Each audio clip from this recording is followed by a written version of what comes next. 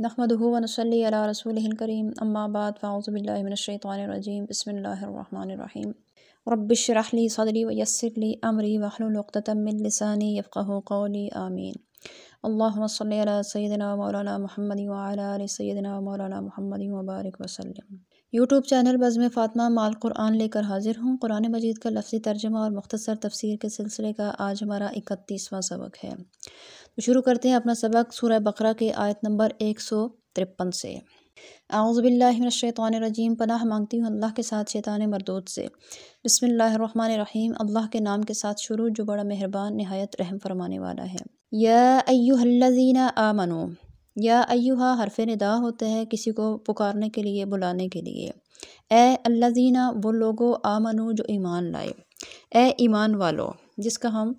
مختصر ترجمہ یوں کر دیتے ہیں، اے ایمان والو، استعینوا، مدد طلب کرو، بالصبر، صبر کے ساتھ، والصلاۃ، اور نماز کے ساتھ، نماز اور صبر کے ذریعے تم مدد طلب کرو۔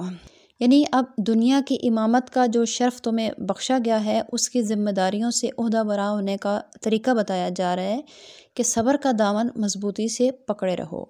مشکلات سے گھبراؤ نہیں بلکہ اللہ تعالیٰ کی تائید و نصرت پر بھروسہ کر کے قدم بڑھاتے چلے جاؤ، اور نماز سے اپنی بندگی کے تعلق کو پختہ بنائے رہو،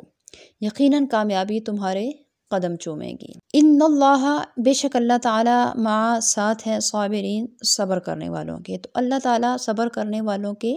ساتھ ہے۔ یہاں معیت سے خصوصی معیت مراد ہے، یعنی تائید و نصرت کی معیت، کہ جس کی کیفیت بیان نہیں ہو سکتی بلکہ صرف عارف لوگ ہی اس کو سمجھ سکتے ہیں۔ وَلَا تَقُولُوا، اور نہ کہو تم، لمن، ان لوگوں کے لیے، یقتلوا، جو قتل کیے جاتے ہیں، فی سبیل اللہ، اللہ کی راہ میں، امواتن، کہ جو لوگ اللہ کی راہ میں شہید کر دیے جاتے ہیں، قتل کر دیے جاتے ہیں، انہیں تم اموات یعنی مردہ نہ کہو، بلکہ احیاء، وہ زندہ ہیں، ولیکن، اور لیکن، لا تشعرون، تم ان کی زندگی کا شعور نہیں رکھتے۔ یہ پیش آیا تھا واقعہ جب میدان بدر میں جب بہت سارے مسلمان شہید ہوئے تو لوگوں نے یہ کہنا شروع کر دیا کہ فلاں شخص مر گیا، وہ اپنی زندگی کی لذتوں سے محروم ہو گیا، وغیرہ وغیرہ، اس طرح کی باتیں کرنے لگے۔ تو غیرت الہی اس بات کو برداشت نہ کر سکی کہ جن لوگوں نے اس کے دین کی سربلندی کے لیے اپنی جانیں قربان کی، انہیں مردہ کہا جائے۔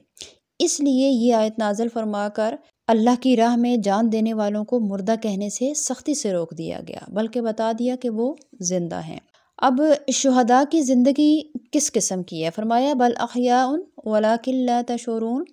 کہ وہ زندہ ہیں لیکن تم ان کی زندگی کا شعور نہیں رکھتے۔ اب یہاں سوال یہ پیدا ہوتا ہے کہ ان کی زندگی کس نوعیت کی ہے شہداء کی؟ اس کے بارے میں مختلف مفسرین نے مختلف باتیں کہی ہیں۔ بعض کا یہ کہنا ہے کہ شہداء کی زندگی روحانی اور جسمانی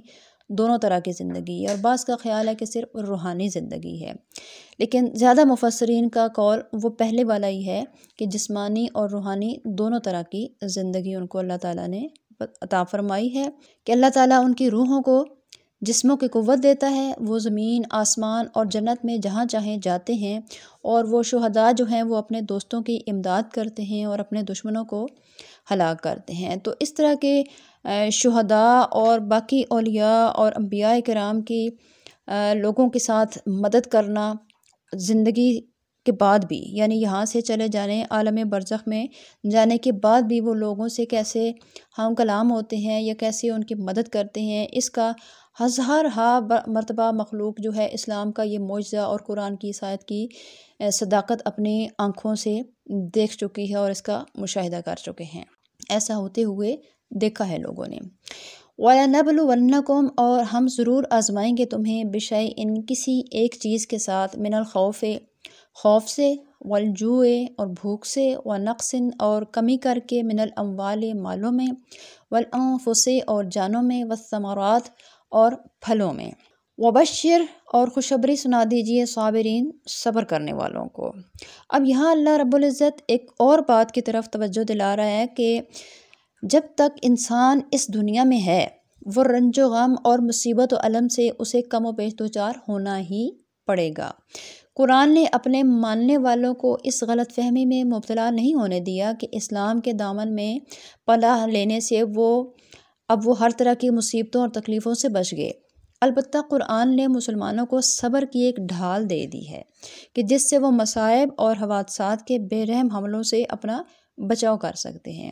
انہیں ایک ایسا عقیدہ دے دیا کہ جو ان کے سکون و قرار کو نازک ترین لمحوں میں بھی سلامت رکھ سکتا ہے۔ ہر شخص جانتا ہے کہ جس کے ہاتھ سے صبر کا دامن چھوٹ گیا اس میں مقابلہ کی ہمت بھی ختم ہو جاتی ہے اور مصیبتیں اسے خس و خاشاک کی طرح بہا کر لے جاتی ہیں۔ لیکن اگر اللہ تعالیٰ پر توکل کرتے ہوئے مصائب کے سامنے ڈٹا رہے تو یہ کالے بادل خود بہت چھٹ جاتے ہیں۔ اور جس شخص کا یہ عقیدہ ہو کہ میں بھی اور میرا سب کچھ میرا مال اپنا نہیں بلکہ یہ اللہ تعالیٰ کا دیا ہوا ہے، تو وہ کسی چیز کے مرنے یا کھیتی باڑی اور کاروبار میں نقصان واقع ہونے سے اتنا دلگیر کیوں ہوگا کہ اس کا حوصلہ ہی ٹوٹ جائے، بلکہ وہ نئی جد و جہد کے لیے اپنے آپ کو تازہ دم پائے گا۔ اس لیے قرآن نے رنجیدہ واقعات کی طویل فہرست ذکر کرنے کے ساتھ ساتھ وہ گر بھی بتا دیا کہ جس پر عمل کر کے وہ ان نازک مرحلوں میں کامیابی بھی حاصل کر سکتے ہیں۔ اس لیے فرمایا کہ وہ بشر الصابرین، خوشخبری دیجیے آپ صبر کرنے والوں کو۔ اور صبر کرنے والے اللہ زینہ وہ لوگ ہیں اذا جب اصابتہم پہنچتی ہے ان کو مصیبت کوئی مصیبت، قالوا تو وہ کہتے ہیں انا بے شک ہم للہ اللہ ہی کے لیے ہیں، وانا اور بے شک ہم نے الیہ اسی کی طرف راجعون لوٹ کر جانا ہے، کہ ہم اور ہمارا مال، ہماری اولاد، ہمارے ماں باپ، ہمارا سب کچھ اللہ ہی کا ہے۔ اور جب ان میں سے کوئی چیز ان سے چھن جاتی ہے یا واپس لے لی جاتی ہے تو وہ اس پر انا للہ و انا الیہ راجعون پڑھتے ہیں کہ ہم اور ہمارا سب کچھ اللہ کا ہے اور سب نے لوٹ کر اسی کی طرف جانا ہے۔ اولئک یہی وہ خوش نصیب لوگ ہیں علیہم جن کے اوپر صلوات طرح طرح کی نوازشات ہوتی ہیں من ربہم ان کے رب کی طرف سے، ورحمت اور اس کی رحمت ہوتی ہے، واولئک ہم اور وہی لوگ مہتدون ہدایت پانے والے ہیں۔ یعنی اللہ تعالیٰ ان باہمت اور عالی حوصلہ لوگوں کو یہ خوشخبری دیتا ہے کہ ان پر ان کے پروردگار کی طرح طرح کی برکتیں اور رحمتیں نازل ہوتی ہیں اور سیدھی راہ پر وہ ثابت قدمی سے چلنے کی توفیق ان کو عطا فرمائی جاتی ہے۔ اللہ تعالیٰ سے دعا ہے کہ ہمیں بھی وہ ہر مصیبت اور ہر پریشانی میں صبر کی